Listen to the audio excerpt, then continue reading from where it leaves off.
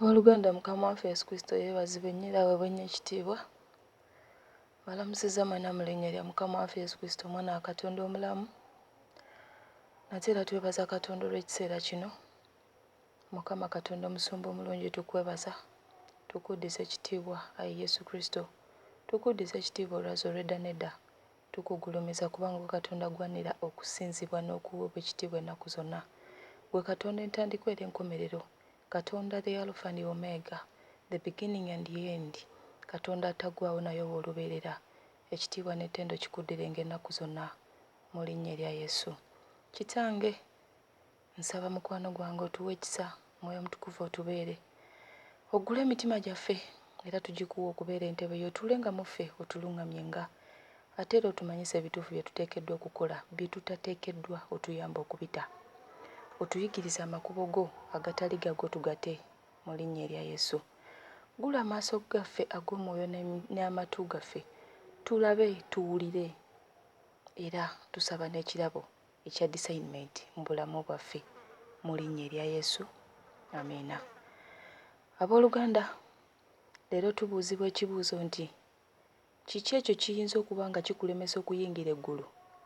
Amazima ng'omaze okuweereza Mukama oba ng'omaze okukola emirimu emirungi gyonna eri Mukama, naye n'ofa n'ogenda mu geyeena nga togenze mu ggulu, kyandibadde ki ekyo kiyinza okukulemesa okuyingira eggulu? Olumu oyinza okubeerayo nga ffe kati abalokole leero, ng'olaba oweereza, ofaayo n'omutima gwo gwonna, weewaayo n'ogamba kampeereze Mukama okukolerera eggulu. Naye ekibuuzo ekyo, kiki ekyo ekiyinza okukulemesa okuyingira eggulu? Mazima ng'omaze okukolera Mukama n'okumuweereza mu mbeera yonna. Abooluganda, mu byonna tuyige okuba nga tusaba Katonda buli lunaku, kubanga Abasessoloniika 5:17 ayogera n'agamba nti tusabenga obutayosa. Abalokole tuteekeddwa okuba nga tusaba buli lunaku, naye nga tuteekeddwa okusaba nga tusaba nga twegayirira Mukama, nga tumugamba atuyamba atubikkulire ebibi ebyo ebyekwese munda mu ffe, mu bulamu bwaffe, ebiyinza okutulemesa okukwakkulibwa. Abooluganda, kubanga osobola okubeera eyo ng'oli muweereza wa Mukama, oli mulokole, ogenda mu kyaki n'osaba, oli nnabbi ng'era owa nnyo obunnabbi bungi, ebintu byonna byonna bye bakugambye Katonda by'atayagala obivuddeko, Jezebel properties ozivuddeko, make-up tokyamwesiiga, osinza nnyo mu kkanisa, omwoyo nakka, obuulira enjiri mu bantu, obuulira enjiri ey'obutukuvu n'obutuukirivu nga leero bwe nkola. Abooluganda, naye ekibi kimu bwe kiti ne kikulekesa emabega ku lunaku olw'okukwakkulibwa, amazima n'otagenda mu ggulu, naye ng'olaba obadde oweereza Mukama. Oyinza kuwulira otya owooluganda okumala okukolera Mukama emirimu emirungi naye n'osubwa eggulu? Kubanga osobola okuba nga mu butuufu bw'obuuliddwa enjiri ng'eno ey'obutukuvu n'obutuukirivu, ey'okukyuka, empale ozivuddeko, kubanga abakyala Mukama empale tazaagala empanvu, nga bwe bakugambye engoye ezitukwata tazaagala n'ozivaako, nga bw'olaba abaavu obayamba, abeetaaga obayamba, naye n'olekebwa emabega ku lunaku olusembayo. Amazima ne weesanga nga ku lunaku olwo waliwo akantu katono nnyo k'obadde tewafaako, ekibi mu bulamu bwe ekitono ky'obadde tewateekako mwoyo ne kikulemesa okuba ng'oyingira eggulu. Eky'amazima kiri nti gyonna emirimu gye tukolera okuweereza Mukama, kwonna kwe tumuweereza ng'abalokole buli omu bw'okola, tugenda kufuna empeera yaagyo era weeri nga bwe yasuubiza. Naye ekinaatusobozesa okuba nga tuyingira eggulu kwe kusaasira n'ekisa kya Mukama waffe Yesu Kristo. Ekinaatusobozesa okuba nga tuyingira eggulu kwe kusaasira n'ekisa kya Mukama waffe Yesu Kristo, era kye tuteekeddwa okuba nga tusaba buli lunaku okuva eri Mukama. Abooluganda, tukabirire nnyo Mukama Tukaabirire nnyo Mukama atuyamba obutagenda mu kuzikirira.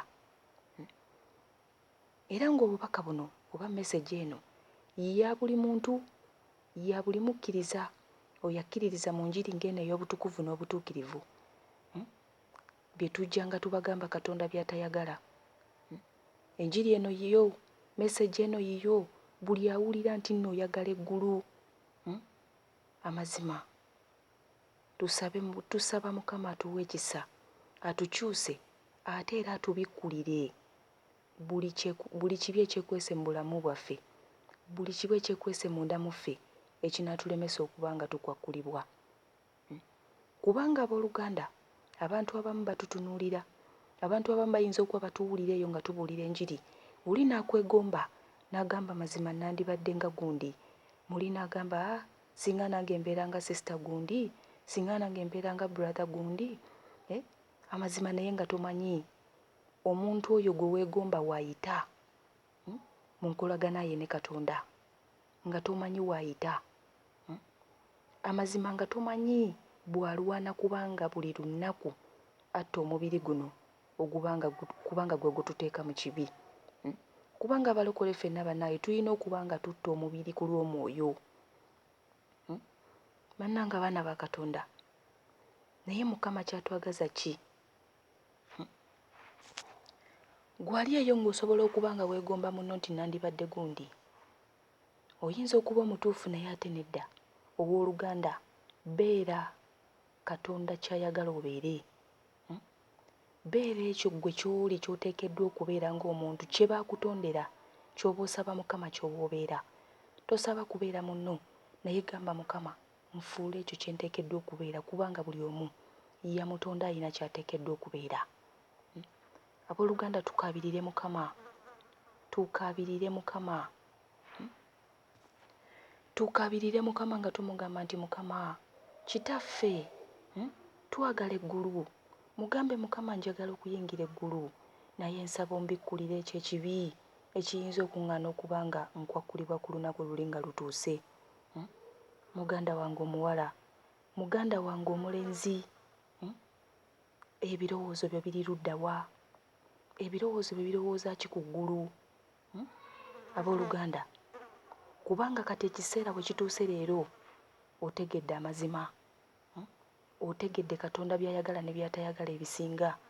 Essaawa zino olaba nti tokyanywa mwenge abadde agunywa, abadde amasturbate nga tokyamastubatinga oba tokyemazisa, omuntu ng'abadde olaba firimu z'obuseegu nga tokyaziraba, abadde yeesiiga makeup nga tokyamwesiiga, abadde awummula amatu nga tetukyagawummula, ng'omuntu yenna yeeteekako biwiigi oba fake hair nga tokyazeeteekako, mu ngeri yonna ng'ebyo ebintu byonna byonna obirese. Lwaki? Kubanga oyagala eggulu. Naye kiki ekyo ekintu ekimu bwe kiti ekisobola okuba nga kikulemesa okuyingira obwakabaka bwa Katonda ku ssaawa esembayo? Amazima ng'ebintu ebifaanana ng'ebyo byonna byonna wabyeresa, oyagala okuyingira eggulu. Ekyo kye tuteekeddwa okuba nga tuteekako amaaso ekiseera kino ekisembayo.